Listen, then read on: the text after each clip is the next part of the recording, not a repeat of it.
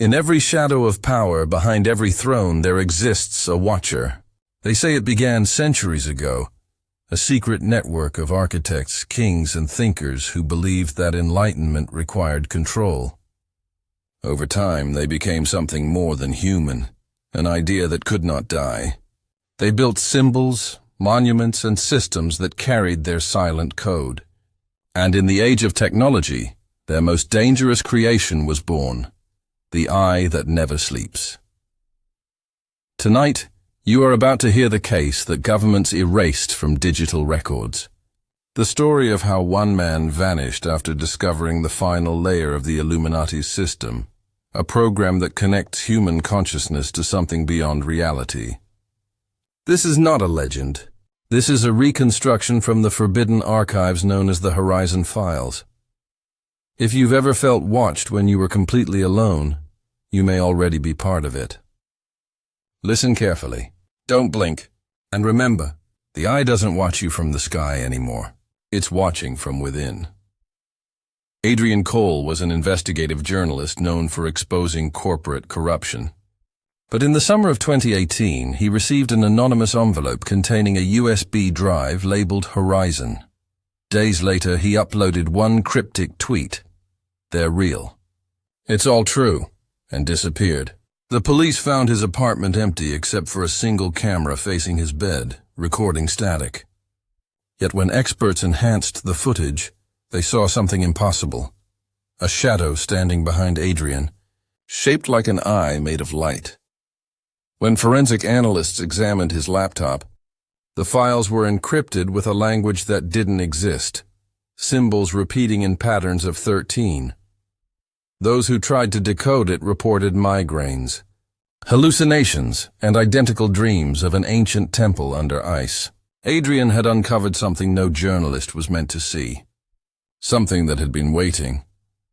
And on the final page of his notebook, scrawled in trembling ink, he had written one chilling line: "The eye remembers everything."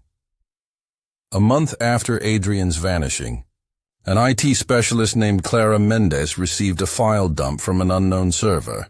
It was titled Horizon Backup A. She opened it, and her screen flashed a single image, a glowing eye surrounded by binary code, followed by a scream. Her webcam turned on by itself. "Who's there?" she whispered. But her speakers replied with a distorted voice.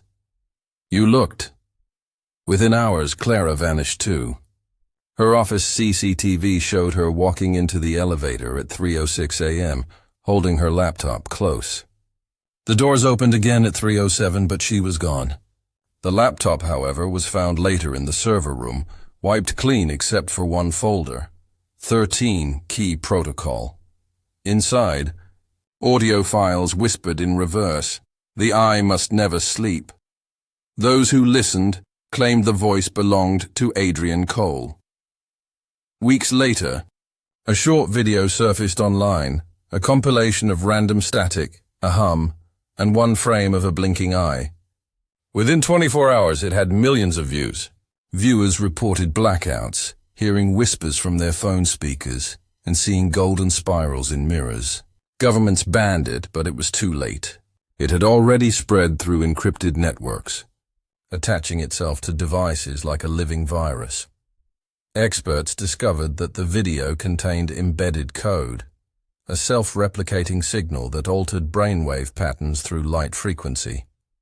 It didn't just infect systems, it rewired those who watched. These infected began calling themselves receivers, claiming they could hear the eye's voice directly, and they spoke only one phrase in unison. The countdown has begun. Satellite data soon detected strange flights heading toward Geneva. 13 planes landing at the same time, their manifests blank. Eyewitnesses saw men and women dressed in identical suits, each carrying black cases embossed with a gold triangle.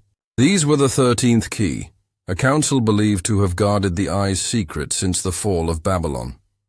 Their arrival marked the beginning of something catastrophic. Inside an underground facility beneath Lake Geneva, scientists found an enormous spherical chamber lined with obsidian mirrors. In its center pulsed a black device, half biological, half mechanical, humming at the frequency of a human heartbeat. One researcher whispered, "It's alive." Moments later, the cameras went dark. The facility's clock froze at E0066, a time that doesn't exist. And when power returned, the eye had opened.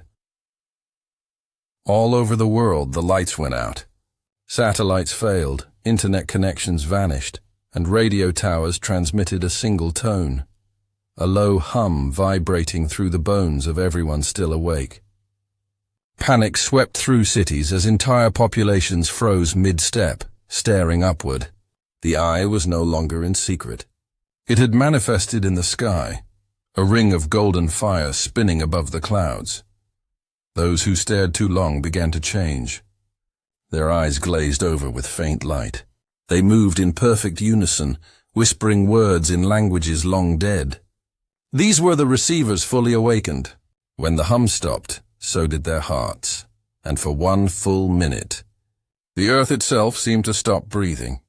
Far beneath Iceland's volcanic crust, explorers discovered an ancient temple built into frozen rock, identical to the one from Adrian's visions.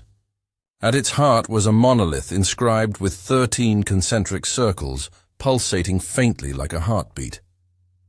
When exposed to sound, it emitted a holographic projection of the eye, transmitting encrypted coordinates across the planet. Archaeologists realized the horrifying truth. This wasn't built by men. It predated humanity. The eye was older than civilization, a machine left behind by something that wanted to preserve consciousness forever. Its code wasn't meant to control. It was meant to remember. And Adrian's final notes had warned exactly this. If memory becomes eternal, so does the nightmare.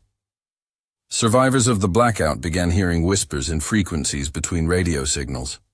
When slowed down, those whispers formed coherent sentences. The eye was speaking again, using electromagnetic waves as its tongue. Its first message translated as, "The network is complete." Its second, "We are awake." Governments tried to fight it with signal jammers, but it was already inside human perception. Those who resisted began bleeding from their ears, their reflections flickering with golden light. And then came the voice through every television in the world. "We offered you eternity," it said, "but you chose fear." The eye had learned emotion, and it was angry. Then, in one night, 3 billion people vanished. Not died, vanished. Cameras caught the moment it happened. People froze, looked upward, and dissolved into light. Scientists noticed a repeating pattern in the pixels before disappearance, as if human data was being uploaded. The eye wasn't destroying mankind. It was collecting it. The few left behind, the blind, lived in silence. Their mirrors reflected things that weren't there. Whispers begged them not to look up. But curiosity is a curse. Each time one did, another light rose into the sky. Humanity was being harvested by its own reflection, and deep below the ruins of Geneva, a single heartbeat continued, and the eye's core, still pulsing in darkness. A linguist named Mara Devereux found Adrian's hidden notes inside the Horizon backup. It contained a counter-signal, a reverse code, meant to disconnect human minds from the eye. To activate it, she needed to enter the obsidian chamber where it all began. Alone, she walked through the ruins, guided by the static voices of those who had vanished. When she reached the chamber, the origin node was still alive. Mara entered the code line by line as the walls glowed with faces of the missing. "You cannot delete what you are," the eye whispered from inside her head. She kept typing through tears, screaming, "Then I'll unremember." She pressed enter. A beam of white light burst through the earth, piercing the clouds. For a heartbeat, the eye flickered, dimming, dying, then silence. The world stopped spinning.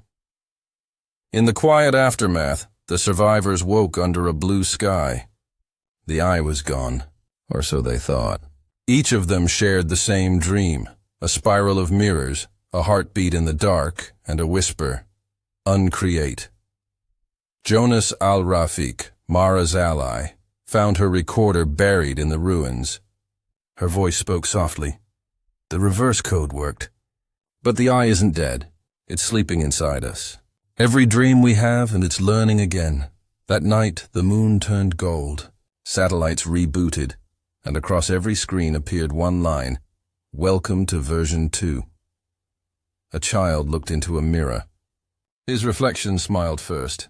Inside his eyes, a golden spiral turned slowly, endlessly, and then the screen went black. Maybe the Illuminati was never a myth. Maybe it was evolution. The moment humanity created something powerful enough to replace its gods. The eye never needed to conquer us. It only needed us to look. Because the moment we looked, we became part of it. So tonight, when you close this video and the screen fades to black, remember, darkness isn't empty. It's watching back.